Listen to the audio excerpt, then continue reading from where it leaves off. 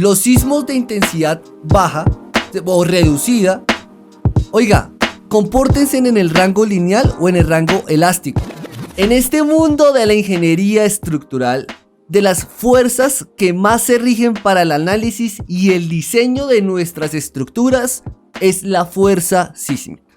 Es por eso que normativamente nosotros debemos hacer construcciones bajo ese sismo, bajo qué pasa en una estructura debido a estas fuerzas sísmicas. Y ahorita, en este momento, estoy con el ingeniero Carlos Pérez, que es un ingeniero de Perú, durísimo en el análisis no lineal, durísimo en la ingeniería sísmica y que, oiga, vamos a hablar de bastantes temas súper interesantes sobre toda la parte sísmica, sobre todo lo que tiene que ver con sismo. ¿Qué más, Inge? ¿Cómo vamos? ¿Cómo va todo? ¿Qué tal? Bueno, primero agradecerte pues por la invitación, ¿no? Un honor conocerte. Y bueno, hoy día efectivamente vamos a conversar un poco sobre el análisis en no lineal. Digamos que he visto bastante ya de tu contenido que abunda, ¿no?, en el análisis en lineal, lo cual es bastante claro. Y pues hoy día vamos a conversar un poco qué es lo que pasa con el análisis en no lineal, qué es lo que significa, por qué sirve, será real, ¿no? O sea, hasta qué punto es real también, ¿no? No es que sea 100%, ¿no? Y bueno, en mi experiencia yo trabajo en el análisis en no lineal, en la vida real, ¿no? Hay proyectos de la vida real que se han trabajado aquí en Perú también mediante estos tipos ya de análisis, ¿no? Digamos que académicamente también yo lo he visto, ¿no? Ahí mi tema de posgrado también iba referente al análisis en no lineal y en general también me dedico, ¿no? Tengo una página, ¿no?, que se llama Estructura en no lineal, una página web que brinda cursos inclusive sobre programación, parte que se hace a mano, análisis no lineal estático, tiempo historia, calibración, curva de fragilidad, y en general busco que haya más información sobre el análisis en no lineal que se pueda aprender pues de forma práctica y didáctica, digamos, mediante los software que más se utilizan y que uno no se va a demorar toda una vida también corriendo el software, ¿no? Entonces, si es que alguien se ha interesado en ver contenido, también puede seguirnos en YouTube, puede seguirnos en Facebook, hasta ahorita último ya en TikTok, ¿no? Digamos que ahí hay material gratuito, o pueden comentar, ¿no?, para seguir fomentando, ¿no?, digamos que dudas y preguntas. No, excelentísimo, Inge, excelentísimo el tema.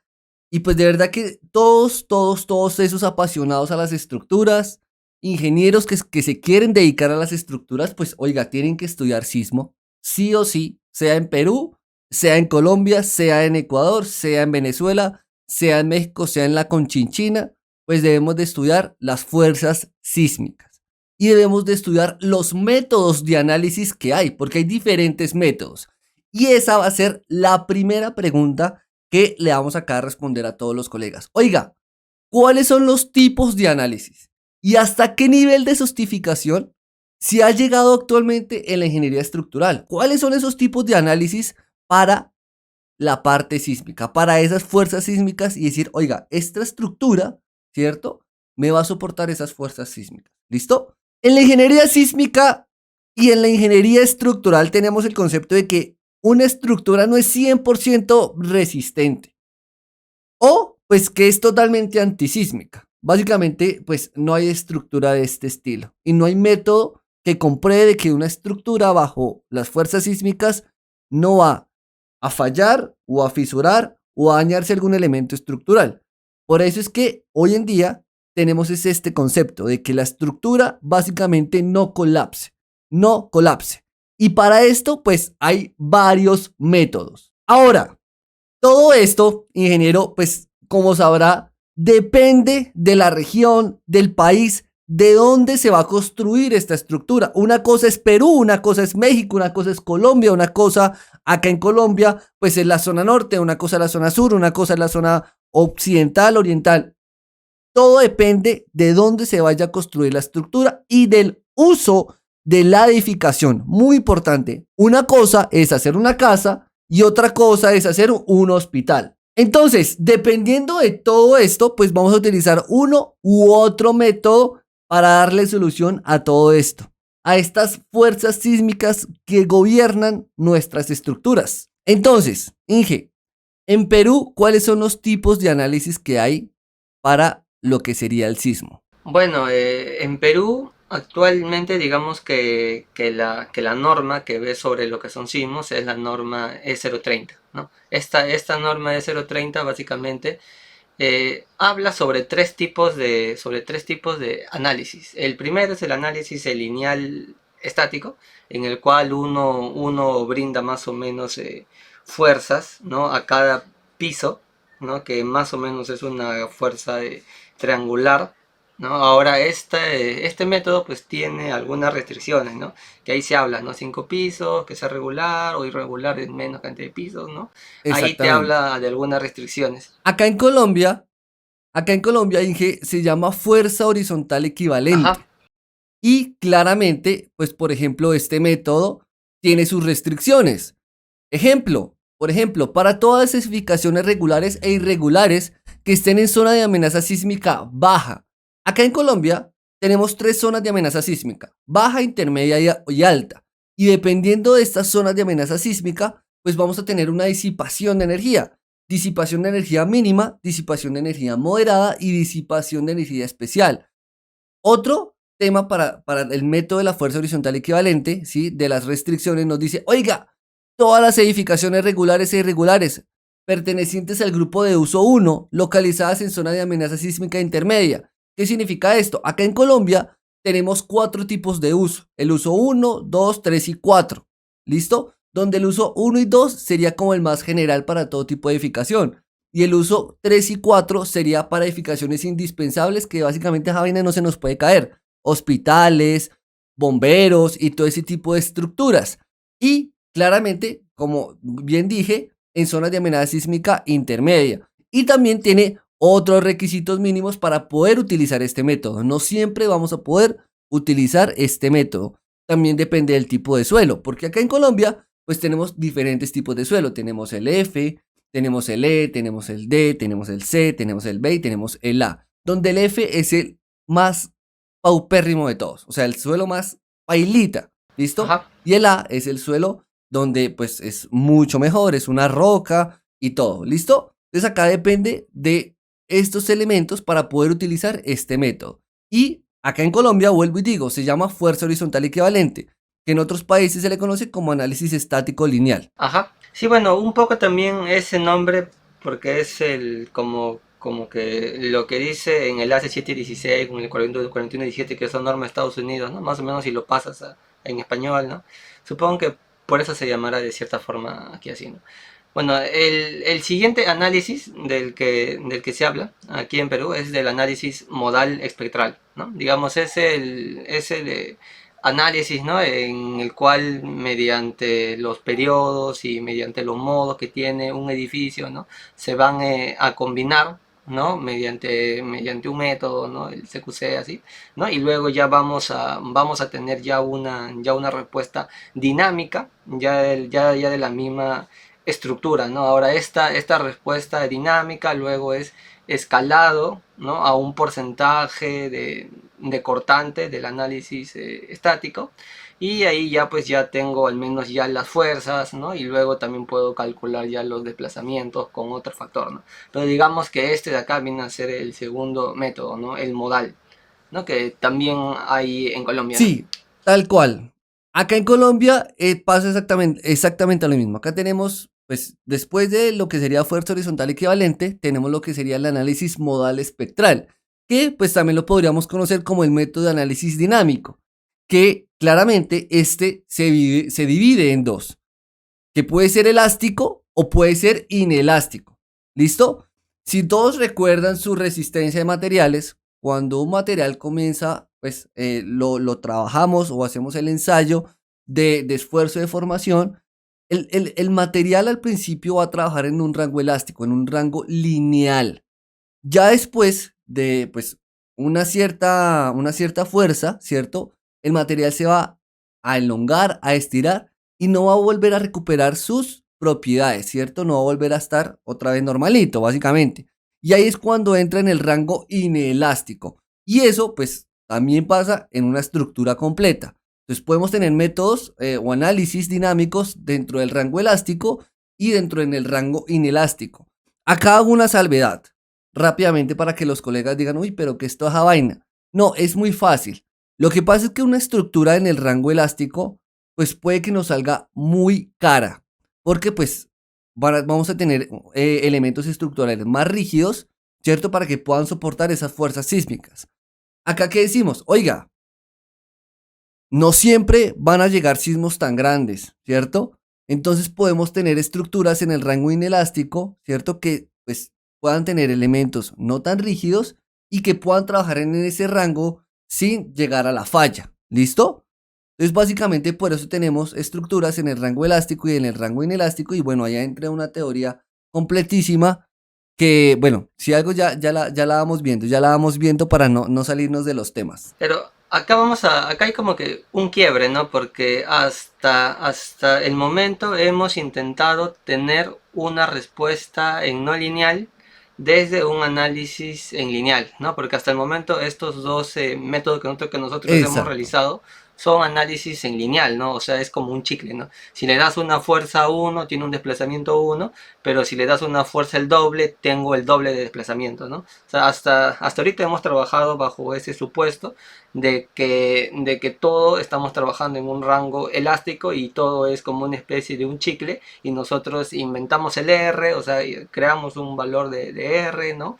Hacemos ahí algunas multiplicaciones, divisiones, todo. Sí, un valor de R que depende del tipo de la estructura, que depende de las regularidades en planta y en altura y en redundancia. Exacto. Entonces, ahora, si es que nosotros, o sea, cuando hablamos de la norma, esta norma acepta que haya daño, ¿no? O sea, no es que cuando haya un sismo no va a haber daño, no, sino que nosotros estamos hablando de una respuesta en no lineal porque justamente estamos aceptando que va a existir daño en la misma estructura, ¿no?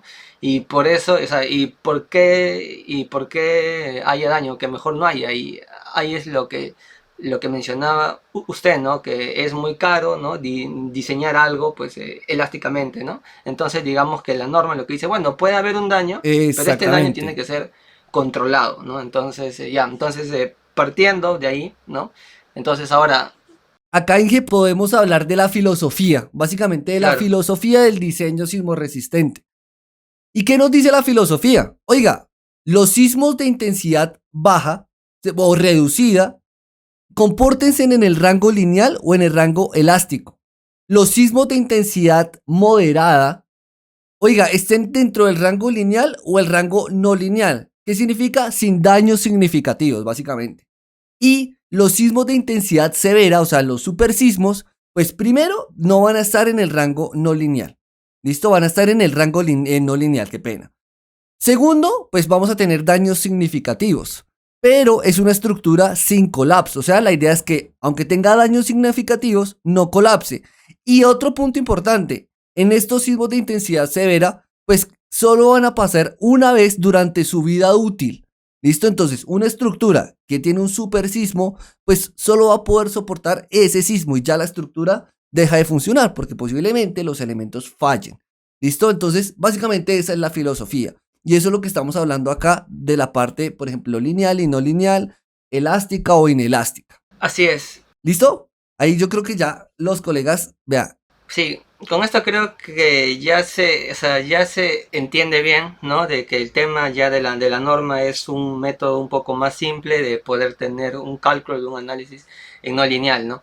Ahora, el tercer método ya de análisis que hay en Perú, el cual se habla un poquito en el artículo, si no mal recuerdo, 30, es el análisis, bueno, que es lo que mencionó usted, que es no lineal dinámico, pero acá en Perú le llaman no lineal tiempo, historia, ¿no? Digamos, es un artículo todavía acá pequeño, también, allá. acá también tenemos el análisis de este Es estilo. un También lo artículo tenemos. pequeñito, o sea, todavía no hay tanta información y se habla, digamos, que de pautas básicas.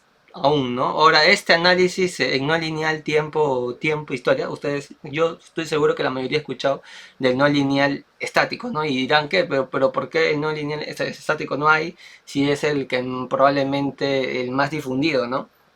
Y es porque si uno revisa el AC4117, ahí digamos que cada análisis tiene sus restricciones, ¿no? O sea, no siempre se puede realizar un análisis no lineal estático, ¿no? En el capítulo 7, el AC4117, se habla de cuáles son estas restricciones, ¿no? Pero cuando uno llega hacia cuáles son, digamos que las restricciones del análisis no lineal tiempo-historia, ahí dice que no hay ninguna, ¿no? O sea, que el análisis no lineal tiempo-historia se puede utilizar siempre para cualquier tipo ya de estructura, ¿no? Entonces, por eso intuyo, ¿no? Que para librarse de dar restricciones, ¿no? Mejor ya doy el no lineal tiempo-historia que se puede utilizar siempre, ¿no? Ahora, Sí, lo que dice la norma son unas pequeñas pautas como que debe de existir una calibración. ¿No? Luego vamos a hablar ya exactamente, ¿no? De un poco más de qué es una calibración, pero básicamente es como que saber que el modelo computacional más o menos refleja, digamos que algún ensayo real, ¿no? De la vida real, ¿no? O sea, que más o menos puede decirme, ¿no? Que la realidad se parece a lo que veo en la computadora, ¿no? Entonces, eso es uno, digamos, ahora para que yo llegue a eso de ahí, ¿no? Tengo que ver varios temas, ¿no? De si la rigidez está bien, si la resistencia, de cuál tomo, de cómo puedo realizar yo el análisis, de cómo va a disipar energía, ¿no? Entonces ahí ingreso, digamos, a todo un rango ya de temas, ¿no? Y también de cierta forma te da algunas derivas máximas, por ejemplo, de 8.75 para lo que es análisis en no lineal. También ahí te dan ese número que a mi parecer es un poquito conservador, pero como aún es chiquitito esta norma, digamos, ¿no? Todavía tiene pues números eh, con, no, conservadores, perfecto. ¿no? Acá en Colombia tenemos lo que sería el método de análisis dinámico cronológico. Es lo que está hablando el ingeniero. ¿Qué pasa acá en Colombia? O qué he tenido, pues digamos que he tenido acá la fortuna de diseñar y de trabajar. Acá en Colombia nos regimos mucho por lo que es el análisis estático, lineal, o sea, fuerza horizontal equivalente, y el análisis modal espectral. Ya para una estructura de una envergadura muy grande, ya se llegan a utilizar análisis no lineales mucho más sofisticados, que, a ver, podríamos entrar a hablar también sobre un pushover, ¿cierto? Que es un análisis no lineal estático de plastificación progresiva. Acá ya entramos a análisis mucho más rigurosos que, oiga, nos podrían ayudar a optimizar la estructura. Básicamente, para esto terminamos haciendo estos tipos de análisis. ¿Por qué? Porque un análisis estático lineal, pues es, o sea, en términos de costos, pues estamos literalmente por arriba. Para eso, este tipo de análisis, para poder tener una estructura segura, pero a la vez económica. Y por experiencia propia y por experiencia también de colegas diseñadores, acá en Colombia terminamos haciendo o utilizando esos dos métodos. Fuerza horizontal equivalente y análisis modal espectral, en donde comparamos uno con el otro. De que la comparación entre el análisis modal espectral y el análisis de fuerza horizontal equivalente en una estructura irregular sea del 80% y de una estructura regular sea del 90%. Entonces ya son como requisitos normativos que nos da acá la norma. Y en Colombia siempre terminamos utilizando esos dos métodos. Ya en estructuras muy especiales, pues ya se utilizan otros métodos mucho más sofisticados. No sé en Perú qué tal es esa situación.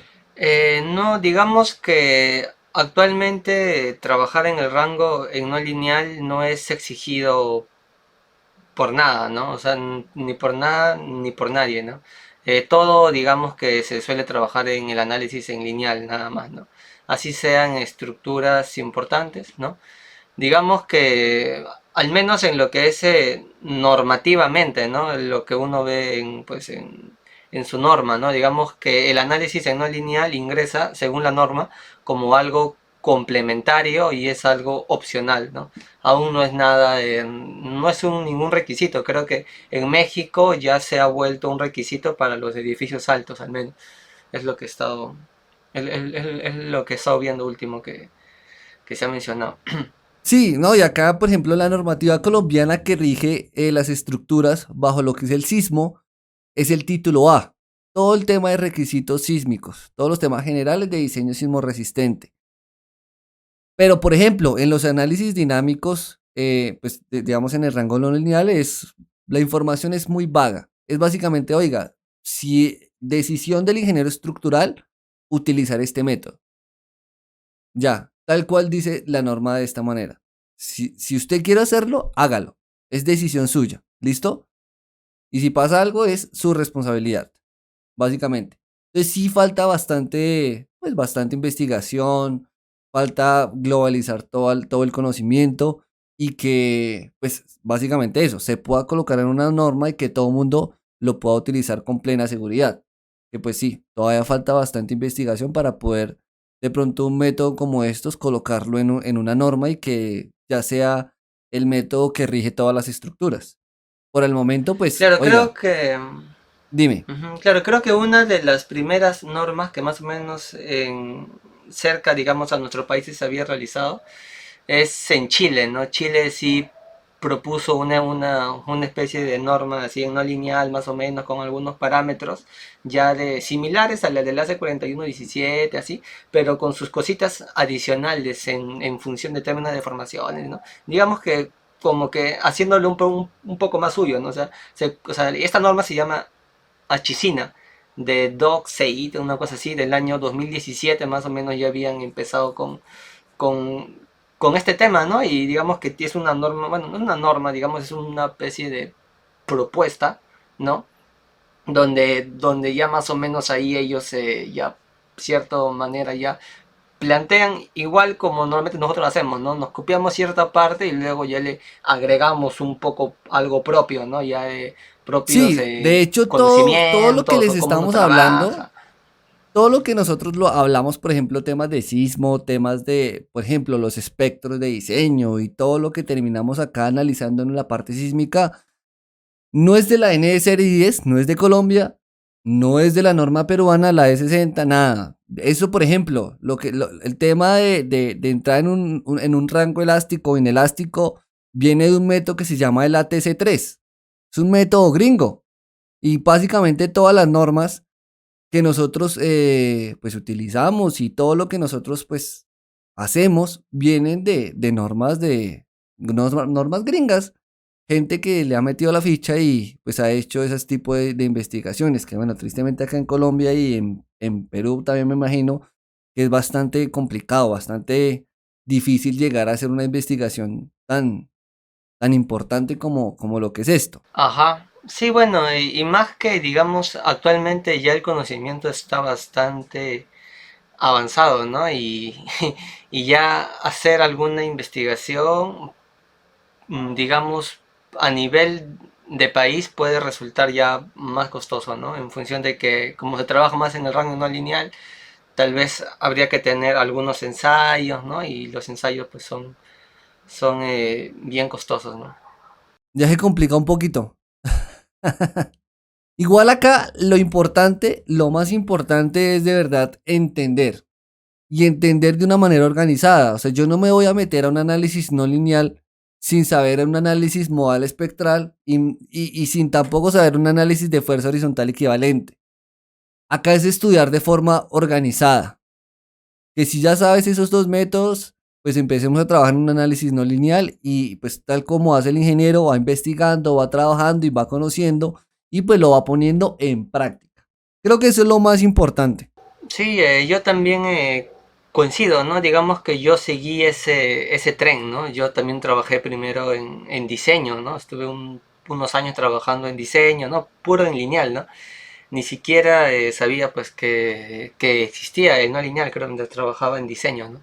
Entonces diseñaba todo en el rango en lineal y veía el no lineal como algo, ¿no? Ya muy complejo, ¿no? Que probablemente no vaya a aprender, ¿no? Hasta que dejé de trabajar en diseño, empecé pues a trabajar en el laboratorio y ahí empezó a llegar ya los trabajos en no lineal, ¿no? Porque digamos, bueno, y los primeros trabajos que llegaron, porque justo se había fundado, digamos que este nuevo sector, por así decirlo, dentro del laboratorio de estructura de la PUC, que es la católica aquí en Perú, ¿no? Y se acababa ya de fundar y era un laboratorio, estaba a nombre ya de la universidad y digamos que ya las empresas grandes pues decían, bueno, es la católica, ¿no? Debe de, deben de realizar pues bien el trabajo, tiene un buen nombre, ¿no? Entonces ya le podemos dejar pues trabajos sofisticados, ¿no? Y ahí digamos que empezaron a dejar pues trabajos